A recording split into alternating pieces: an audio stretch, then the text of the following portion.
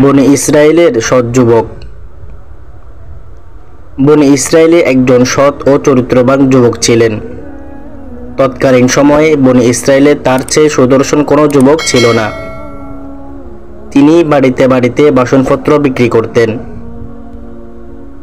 অন্য দিনের মতো সেই দিনও তিনি মানুষের বাড়িতে বাড়িতে বাসনপত্র বিক্রি করার জন্য বের হলেন। ঘুরতে ঘুরতে তিনি বাদশার বাড়ির সামনে এসে পড়লেন। ওই সময় বাদশার বাড়ি থেকে একজন মহিলা বের হচ্ছিল। সে এই যুবককে দেখে থমকে গেল এবং কিছু একটা ভেবে দৌড়ে রাজমহলে প্রবেশ করল। সে হাঁপাতে হাঁপাতে শাহজাদির নিকট গেল। শাহজাদিকে বলল, আমি মহলের বাইরে একজন যুবককে দেখলাম। আমি আমার জীবনে এত সুদর্শন যুবক আর কখনো দেখিনি। শাহজাদি বলল, তাকে মহলে নিয়ে এসো। শাহজাদির আদেশ পেয়ে ওই মহিলা আবার দৌড়ে শাহমহলের বাইরে গেল এবং যুবককে কৌশলে মহলের প্রবেশদ্বারে নিয়ে এলো। মহলের প্রবেশদ্বারে এসে অত্যন্ত কঠোর স্বরে বলল, মহলে প্রবেশ করুন, এটা শাহজাদির আদেশ। যুবক মহিলার কথা মতো মহলের এক দরজা দিয়ে প্রবেশ করা মাত্রই ওই দরজা বন্ধ করে দেওয়া হলো। এরপর মহিলা যুবককে সঙ্গে নিয়ে সামনে অগ্রসর হলো এবং আরেকটি দরজার সামনে এলে সে বলল, প্রবেশ করো।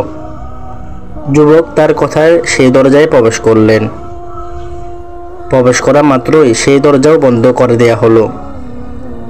এরপর মহিলা যুবককে সঙ্গে নিয়ে সামনে অগ্রসর হলো। হাঁটতে হাঁটতে ওই মহিলা যুবককে একটি শাহী বালাখানায় নিয়ে এলো। বালাখানায় এসে যুবক শাহজাদিকে দেখতে পেলেন। শাহজাদি চেহারা ও গলা উন্মুক্ত করে যুবকের সামনে হাজির হলো। চেহারায় তার আসক্তি ও কামনার তীব্রতা। যুবক তার মনোভাব বুঝতে পেরে বললেন, হে আল্লাহর বান্দি, নিজেকে আবৃত করো এবং আল্লাহকে ভয় করো। আল্লাহ তোমার মঙ্গল করুন। শাহজাদি বললেন, তুমি যদি আমার আহ্বানে সাড়া না দাও এবং যে উদ্দেশ্যে তোমাকে এখানে ডেকে আনা হয়েছে তা পূরণ না করো, তাহলে বাদশাকে ডেকে এনে বলবো, তুমি অসৎ উদ্দেশ্যে আমার বালাখানায় প্রবেশ করেছ। শাহজাদির কথায় বিপদ দেখলেন যুবক। তিনি বললেন, আমাকে আগে অজুর পানি দাও। যুবকের কথায় ওই মহিলার দিকে তাকালেন শাহজাদি। মহিলা বলল, তাকে ফাসাদের সাথে অজু করার অনুমতি দিন, যাতে ফালাতে না পারে। মহিলার কথা মতো সাদে অজু করতে দেয়া হলো।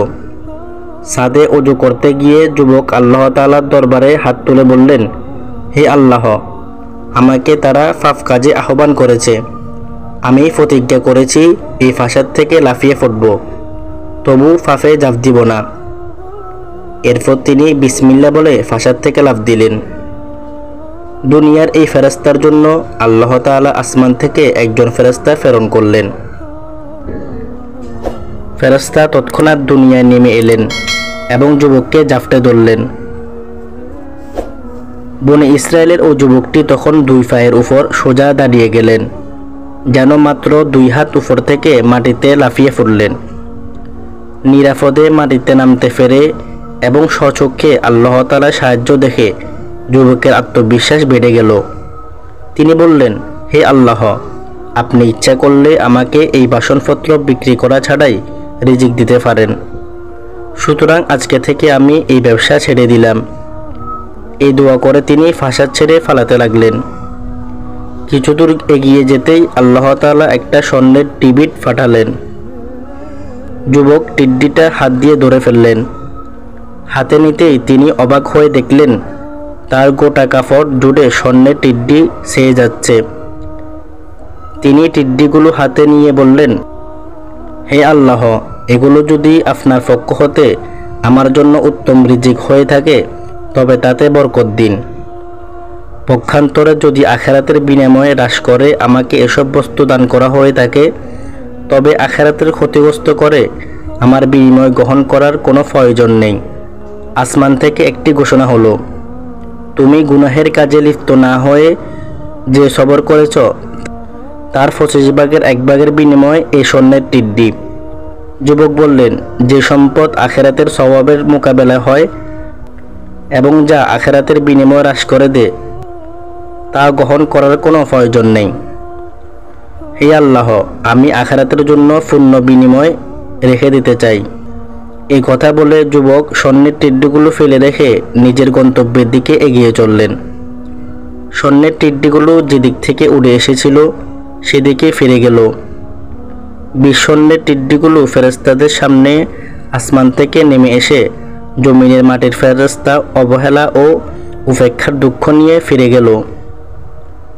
তারা দেখে গেল জমিনের মাটির ফেরেশতাগুলো আসমানের নূরের ফেরেশতার চেয়ে কম নির্ভুল, কম আখিরাতমুখী নয়। তারা দেখে গেল আসমানের ফেরেশতার সংখ্যা অগণিত হলেও জমিনও একেবারে ফেরেশতা শূন্য নয়। আল্লাহ তাআলা আমাদের সবাইকে এই ব্যক্তির মতো মুমিন হওয়ার তৌফিক দান করুক। আমিন।